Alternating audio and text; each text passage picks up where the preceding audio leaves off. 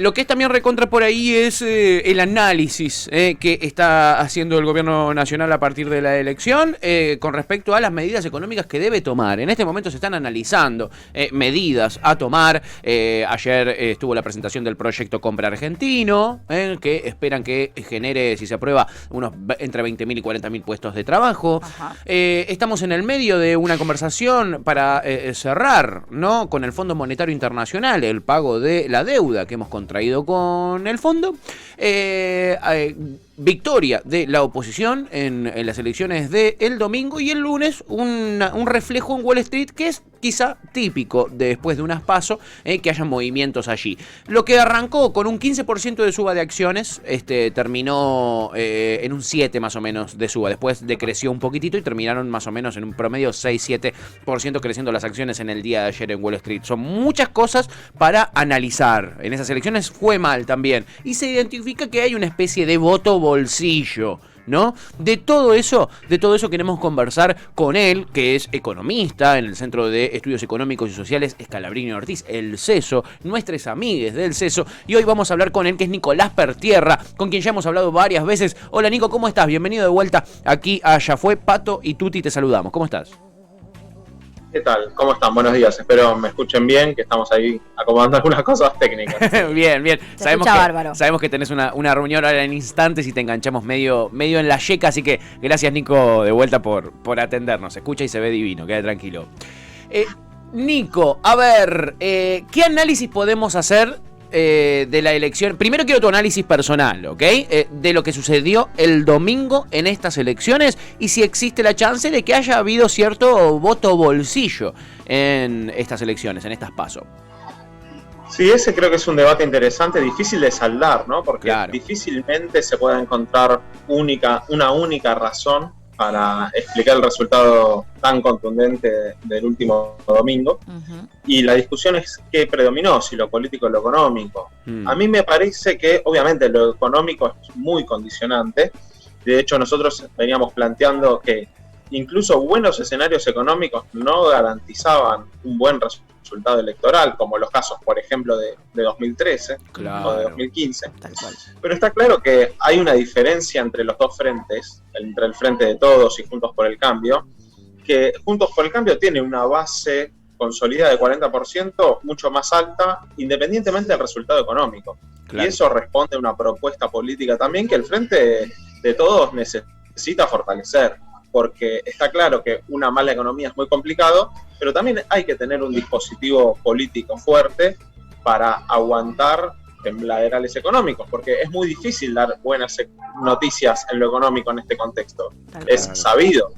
Eso cómo se responde con un dispositivo político que también me parece tiene que empezar a ser revisado de alguna manera los próximos 2 años de este mandato, ¿no? Bien, muy interesante. Total. Nico, ¿cuáles son las medidas que, bueno, entendiendo, ¿no? Y vos que entendés cuáles son las posibilidades económicas que tenemos hoy en día, ¿cuáles crees que son las medidas que se deban tomar de acá? O sea, entendiendo que uno toma esas medidas queriendo fortalecer realmente la economía de la gente, pero si estamos pensando de cara a noviembre, ¿cuáles son las medidas que vos crees que pueden, justamente como incluso dijo Cristina en el discurso de cierre de campaña, ingresarle, ¿no? Dinero en el bolsillo a la gente, que es lo que la gente justamente necesita también para poder subsistir en este momento tan complejo?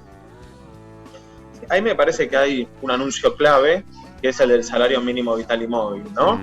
Repasemos un poco cómo fue el recorrido con el salario mínimo, que para este año primero se había anunciado a fines de abril, principios de mayo, un incremento del 35% que iba a terminar de concretarse en febrero del año que viene, ¿no? En febrero iba a alcanzar los 29.000 pesos. Sí. Bueno, ya en abril, mayo de este año, esa pauta del 30-35% ya estaba bastante vencida, ¿no? Claro. Todos esperábamos valores de inflación bastante más altos. ¿Qué se hizo pocas semanas después? Eso que iba a empezar a regir en febrero del año que viene, empezó a regir en septiembre de este año. Se adelantó ese aumento, en una buena señal. Ahora, ¿qué es lo que queda, digamos, por resolver? Bueno, a partir de septiembre, ¿cómo seguimos, no? Y ahí para fin de mes me parece que hay un anuncio importante y que eso va, al ser el salario mínimo vital y móvil, a la base de la pirámide de ingresos y también a muchos programas de asistencia al trabajo, a cooperativas que están atados al salario mínimo. Entonces ahí me parece que como una de las medidas concretas tiene que estar ahí. ¿Qué valor esperamos? Y si se quiere dar un mensaje contundente, algo más cercano a los 32.000 pesos, ¿no? Como para tener un incremento del 50% en el año, que tampoco es gran cosa, con una inflación del 45%, pero bueno, dar una señal, incluso un salario básico de 32.000 pesos, es media canasta básica, ¿no? Pero bueno, sabemos que la distancia es larga, pero empezar a cortar esa brecha. Se entiende. Jubilaciones, salarios y precios. Podríamos decir, Nicolás, que son 3 puntos fundamentales en la estrategia económica, o quizá que le están fallando a este gobierno. Hoy se van a conocer los números del INDEC de inflación. El CESO ya sacó su índice de inflación de este mes, le dio 2,82, si no me equivoco, por ciento. Es un número altísimo, Nicolás. Sí, nosotros hacemos semanalmente relevamiento de precios en supermercados. Yo diferenciaría dos cosas. En una cuestión me parece que lo que es ingresos, sobre todo salarios públicos y también lo que se puede conseguir en las paritarias, ahí el gobierno tiene mucho más control, porque el salario mínimo básicamente se fija a criterio del gobierno. Exacto. Y la jubilación es lo mismo. Si quiere dar algún incremento extra, si quiere dar algún bono extra, el gobierno lo puede hacer tranquilamente por su cuenta. Con los precios tiene una dificultad mayor, y esa dificultad se vuelve más complicada en la medida que se necesita una contundencia política para poner en caja a un sector empresario que no logró estar a la altura de las circunstancias, que el gobierno no logró hacerlo funcionar en un esquema de moderación de la inflación. Para hacer eso se necesita mucha credibilidad, un sustento político fuerte, que es lo que tiene que conseguir los próximos meses, para el año que viene sobre todo. Por eso también estamos hablando de un tema económico como la inflación, pero nosotros entendemos que no es solo tocar una tecla en el Banco Central. Ya se probó congelando la emisión monetaria, se probó con distintos esquemas muy ortodoxos de experimentos económicos, y falta, me parece, un dispositivo político, lo que decíamos al principio, también al servicio de las cuestiones económicas. Bien. Sí, volvemos a lo mismo que es el acompañamiento, ¿no? De la política también, más allá de las medidas económicas. ¿Vos te parece lógico el cuestionamiento que de repente aparece sobre la figura de los responsables económicos de la gestión de Alberto Fernández, por ejemplo Matías Culfas, por ejemplo Martín Guzmán? ¿Te parece lógico que sean cuestionados? Y a mí lo que sí me parece es que en estas circunstancias llegamos pagando el costo político de una política moderada, alineada con el Fondo Monetario, sin un acuerdo con el Fondo Monetario. Entonces eso es, me parece, el peor de los escenarios, ¿no? Porque no tenemos un acuerdo firmado con el Fondo Monetario y estamos pagando los costos de haber tenido una política muy afín a lo que el fondo quería para firmar un acuerdo. Exacto. Y ahí nos pusieron en un brete, nos terminaron condicionando la política y tampoco recibimos nada positivo a cambio del fondo. Recibimos esos famosos derechos especiales de giro que recibieron todos los países, que utilizan para fortalecer los sectores más golpeados, sus economías golpeadas en la pandemia. Nosotros los destinamos al pago de deuda, ¿no? Claro. Es un escenario complejo en el que nos quedamos pagando un costo político con nuestra base electoral y tampoco resolviendo ese frente, por lo menos por ahora, con el Fondo Monetario. Y entonces, justamente en relación a esto, y ya saliéndonos un poco quizás del escenario electoral, viendo que justamente ser un poco tibios, quizás hablando mal y pronto, en algunas medidas, ¿cuáles crees que son las medidas duras que estaría bien tomar de acá a los próximos 2 años justamente, y que son necesarias, aunque quizás en el corto plazo no parezcan complejas, ¿no? ¿Cuáles son las medidas que no se están tomando, que deberían tomarse, que quizás son un poco más duras? Bueno, para agregar algunos otros condimentos, otros frentes que no tocamos, me parece que la cuestión de las importaciones y la cuestión cambiaria, estos 2 años tampoco tuvo muy buen resultado. Nosotros, es un dato muy de la macroeconomía el que voy a decir, pero es muy relevante porque le quita margen de maniobra al gobierno. Los niveles de importación que se vieron en los últimos meses son niveles de importación que se corresponden a una economía de una mucho mayor actividad que la que vemos hoy. ¿Qué quiere decir?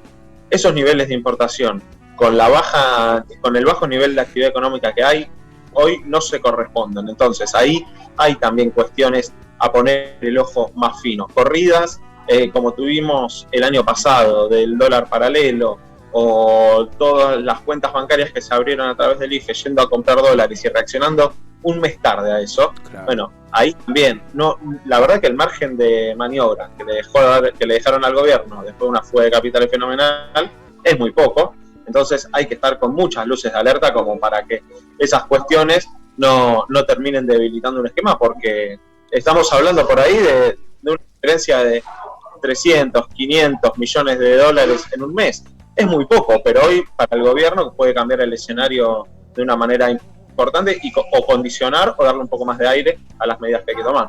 Bien, muy interesante, claro. Muy interesante. Por último, te quiero hacer una consulta bien puntual, Nicolás. Ayer, obviamente, Milei fue erigido, ¿no?, por muchos de los medios de comunicación como uno de los grandes ganadores de esta elección. Milei, un tipo liberal clásico que se vende como algo moderno, ¿no? Y que ayer, en el programa de Jonathan Viale en La Nación Más, de repente toma la palabra Milei y dice: quiero agradecer, lo único que tengo para decir al mercado después de mi victoria, él se arrogaba una victoria, y vio que en Wall Street subieron las acciones argentinas, en un principio en un pico de 15, como decíamos al comienzo, y después bajaron y se equilibraron ahí en un 7% más o menos. Y él dijo: solo tengo gracias para decirle al sistema financiero, ¿no? Solo gracias a Wall Street tengo para decirle después de esto. Por apostar en mí. Primero, ¿tiene alguna relación lo que sucedió en Wall Street con la victoria de Milei? Yo estoy seguro que no, pero quizás vos tenés ahí alguna data que yo no tengo. Y después, por último, ¿cómo interpretás estos fenómenos, no? López Murphy sacando un 11%, Milei sacando un 13% en la ciudad de Buenos Aires. A nivel país, Avanza Libertad un 5% más o menos promedio, son la cuarta fuerza. Nada, esa es la pregunta, un poco extensa, pero es esa. Sí, es interesante lo que planteas en ese vínculo. No había escuchado yo ese agradecimiento de Milei al mercado financiero, pero no me extraña porque también tiene en su propia lista, encabeza la lista de legisladores para la ciudad. Es un reconocido o difundido broker financiero, es decir, una agencia que se dedica a la compra-venta de acciones, a generar cuentas de inversión, digamos. De ahí me imagino que vienen también muchos recursos para financiar una campaña electoral. Entonces ahí hay una promesa que el capital financiero siempre le reclama, que es absoluta libertad irrestricta para moverse a nivel internacional donde más le convenga, en las condiciones que más le convenga, y sabemos que son uno de los sectores que más capacidad tiene para imponer justamente su programa en términos de liberalización financiera, ¿no? Lo vimos con el gobierno de Macri, el costo que le implicó levantar los controles de cambios tan rápido, dejar sin ningún control las entradas y salidas de capitales, y como eso incluso terminó dañando su propio gobierno, ¿no? Pero me imagino, no me extraña incluso por quienes componen su lista que haya ahí un agradecimiento particular al sector financiero. Seguro. Nicolás, sabemos que estás a full, tenés una reunión ahora mismito, así que te agradecemos rápido, te dejamos que te prepares tranquilo y no vayas corriendo de una reunión a la otra. Te mandamos un abrazo grande y, como siempre, muchas gracias por atendernos y ser tan explicativo. No, gracias a ustedes. Hice el esfuerzo de estar porque valían siempre las conversaciones y los temas que tocamos siempre son muy interesantes. Gracias. Así que espero que haya salido bien. Seguro que sí, quédate tranquilo. Un abrazo enorme, Nicolás. Hasta la próxima. Muchas gracias. Gracias. Chau. Nicolás Pertierra, con él hablábamos siempre claro, ¿no? Sí, siempre, sí, la verdad que sí. Siempre es un gusto hablar con él. Nuestros amigos del ZESO. Sí, la rompen. Y son muy precisos, ¿no? Sí. En su análisis. Recuerden, ¿no? El CESO, el Centro de Estudios Scalabrini Ortiz, tiene su página web y tiene sus redes sociales donde todo el tiempo están analizando la situación económica. Hacen, por ejemplo, un relevamiento inflacionario semanal, ¿ok? Con ese nivel trabajan muy en el día a día, en lo preciso. Recomendamos que lo sigan en sus redes sociales.